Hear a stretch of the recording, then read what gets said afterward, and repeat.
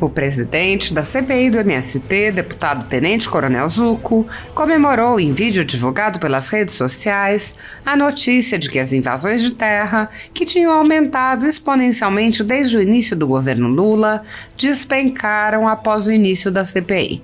O deputado comentou: realmente, de forma curiosa, aquela escalada de invasões praticamente terminou. Tivemos quase 60 invasões em 5 meses e já faz um bom tempo, coincidentemente com o início da CPI, elas praticamente não existem mais. Zucco acrescentou que os parlamentares estão trabalhando por leis que tragam mais segurança e paz no campo.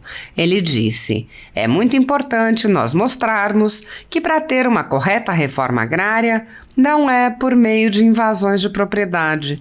Não é o MST que deve definir se a propriedade é ou não produtiva. Ao divulgar o vídeo, Zucco disse: é apenas o primeiro resultado positivo da CPI.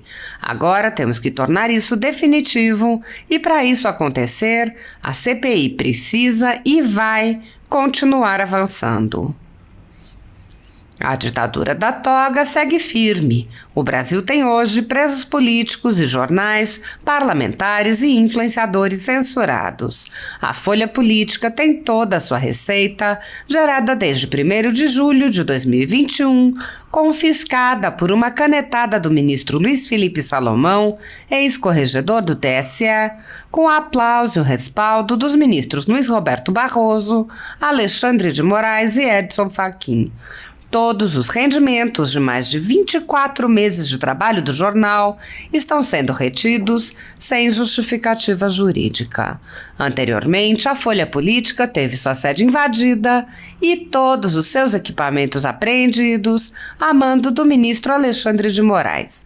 Mesmo assim, a equipe continuou trabalhando como sempre, de domingo a domingo, dia ou noite, para trazer informação sobre os 3 poderes e romper a espiral do silêncio imposta pela velha imprensa, levando informação de qualidade para todos os cidadãos e defendendo os valores, as pessoas e os fatos excluídos pelo mainstream, como o conservadorismo e as propostas de cidadãos e políticos de direita.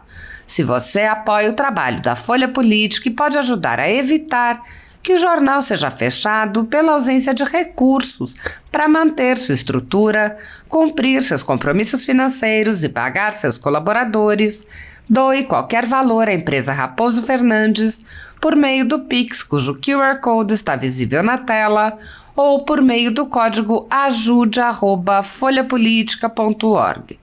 Caso não utilize Pix, há a opção de transferência bancária para a conta da empresa Raposo Fernandes, disponível na descrição deste vídeo e no comentário fixado no topo. A Folha Política atua quebrando barreiras do monopólio da informação há 10 anos e, com sua ajuda, poderá se manter firme e continuar a exercer o seu trabalho. Pix ajude@folhapolitica.org. Assista! Pessoal, olha o que saiu na imprensa. Coloca aí na tela. Número de invasões despenca depois da CPI do MST. Realmente, de forma curiosa, as invasões, aquela escalada de invasões praticamente terminaram. Nós tivemos quase 60 invasões em 5 meses e já faz um bom tempo, coincidentemente com o início da CPI, que elas praticamente não existem mais. Fora isso, nós estamos trabalhando também legislações que tragam mais segurança e paz no campo. É muito importante nós mostrarmos que para ter uma correta reforma agrária não é por meio de invasões de propriedade. Não é o MST que deve definir se a propriedade é ou não produtiva. Acompanhe, a CPI precisa continuar e vai trazer ainda mais resultados. Bem, semana de reforma tributária. Gente, essa reforma que até agora 99% dos brasileiros não sabem o que foi votado. Inclusive, grande parcela de deputados não sabem o que votou. Uma semana difícil, uma semana onde, confesso para vocês que me decepcionei muito com algumas atitudes, principalmente pelo atropelo que foi feito com os parlamentares. Podem falar que já tinham, que é uma reforma antiga, que tinha sido debatida, mas na prática ela chegou aos mais de 140, as mais de 140 páginas chegaram em cima do laço, não teve assessoria que conseguiu esclarecer 100% e acabou passando.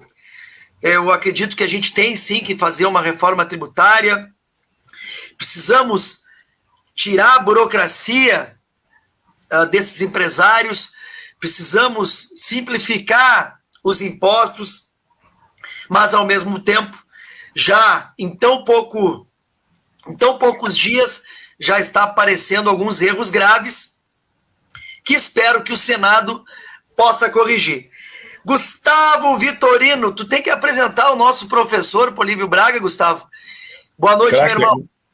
Boa noite, deputado. Será que ainda precisa apresentar?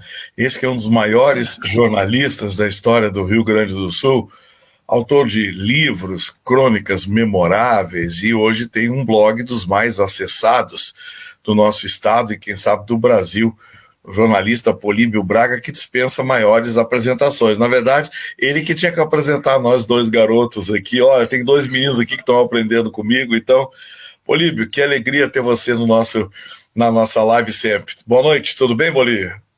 Boa noite, tudo bem? Para mim sempre é um prazer estar aqui junto com vocês, aqui com nossos ouvintes, nossos telespectadores, né, que estão nos acompanhando aí. Ô, Políbio, o que você está achando dessa reforma tributária? Eu estou me segurando aqui para não dizer palavrão, viu? Porque olha aqui, deixa eu te dizer assim, rapidamente, uma análise que eu acabei de fazer, inclusive no meu blog, aí, polibiobraga.com.br, passei essa manhã dando uma olhada, e em princípio é isso que o Zuco acabou de dizer, né? Mas eu, antes de entrar nessa análise aí, que vai ser bem rapidinha, eu quero fazer um registro hoje que eu acho que é importante para quem está nos acompanhando, é que hoje se completa exatamente 9 meses da prisão daqueles manifestantes lá de Brasília, né? A maioria dos quais traídos miseravelmente diante do comando militar do Planalto, né? Meio ano. Tem 250 presos políticos ainda na Papuda, lá em Brasília, sem culpa formada. Né, quanto? Tu falou 9, são 6 meses, né? 6 meses, meio ano, exatamente.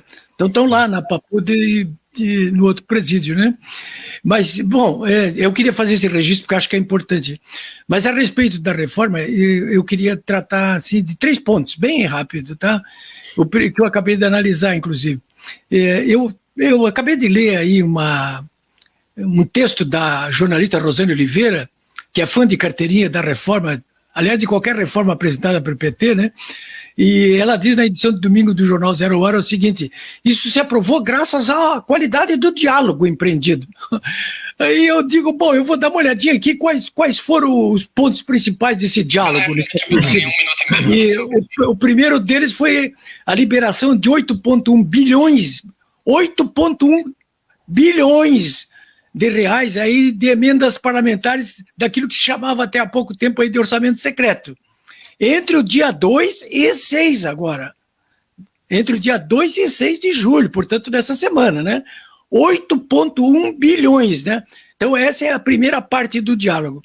A segunda parte do diálogo foi o início de conversações sérias entre o Arthur Lira e o Lula da Silva para restabelecer os chamados governos de coalizão, né? Então, eles conseguiram, essa semana, derrubar, já como efeito dessas conversações, a ministra do Turismo, né? E estão emplacando aí o Ministério da Saúde. Mas o mais importante é que eles estão negociando para valer o restabelecimento daqueles governos de coalizão que acabaram resultando naqueles escândalos de corrupção do Mensalão e da Lava Jato, né? Então esse é o segundo ponto do diálogo. E o terceiro e último que eu analisei é, mais uma vez, que ficou claro essa aliança entre o Supremo Tribunal Federal e o governo Lula da Silva aí, porque no dia da votação, o ministro Gilmar Mendes do Supremo Tribunal Federal isentou o presidente da Câmara, Arthur Lira, aí, daquele processo de corrupção resultante do escândalo dos chamados kits de robótica lá da Alagoas, né? Então, acho que para começar, nós temos 3 aspectos importantes aí a ressaltar sobre essa questão aí da reforma tributária e da qualidade do diálogo que foi estabelecido com essa maioria formada dentro da Câmara dos Deputados. Depois a gente pode avaliar um pouquinho mais sobre esse resultado eleitoral aí que muita gente está atribuindo como sendo uma derrota do Bolsonaro, quando, na minha visão, foi uma vitória porque ele conseguiu separar o joio do trigo e consolidar a liderança dos verdadeiros brasileiros que se opõem ao lulopetismo, né? Olha, a tua análise é muito importante e eu concordo, porque eu vou falar depois de um vídeo que o Polon fez e me mandou. Na verdade, nós temos de direita mesmo ali, não chegam 100 deputados que são extremamente fiéis, né, ao que eles acreditam. Tem um meio que se move conforme os interesses, mas tem a direita e a esquerda tem um número mais ou menos parecido, e o que decide ali no Congresso é o famoso centrão.